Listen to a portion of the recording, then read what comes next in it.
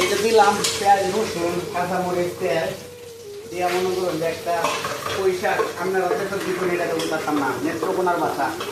একটু পুঁইশাক বাজি করতেছি তারপরে এন্ড হইলো এক জাতীয় নদীর মাছ এটা মনে করেন যে আপনার বাজদাছি বেগুন দিয়ে পাঠায় এই যে এন্ডি বা তেল হয়েছি তেল দিছি না পুরা যেতেছে না এই যে অবস্থা দেন এরকম হলো অবস্থা এন্ডে আবার দিলাম পেঁয়াজ এটারে কষাইতে পেঁয়াজ মরিচ তেলে ছাড়লাম তারপরে এই যে কষাইতেছি এটার মধ্যে আবার বেগুন দিয়ে তরকারি ইলিশ মাছের জাতের একটা মাছ পাওয়া যায় দেশে এটা দিয়ে পাকানোর চেষ্টা করতেছি জানি না কেমন হইব তারপরেও করতেছি দেখেন আমরা মনে করুন যে সৌদি আরব 12 ঘন্টা ডিউটি যাইছি 12 ঘন্টা ডিউটির পরে এখন মনে করুন যে এই যে পাক করতেছি আর বাতিদার কোথায় তোমরা দেখো বইয়া ফিনিশ লোক হ্যাঁ তাদের ভিতরে খাওয়ার ফিনিশ লোক সুদামি কোথায় অবশেষে তো আমরা মতো মনে করো যে 12 ঘন্টা 14 ঘন্টা ডিউটির পরে আবার রান্না তো করতে হইব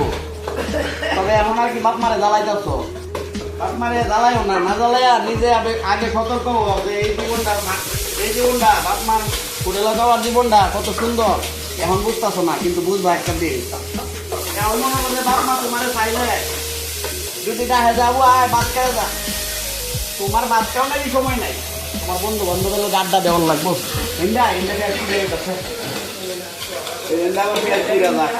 কেমনে ভিডিও বানাইতাম কই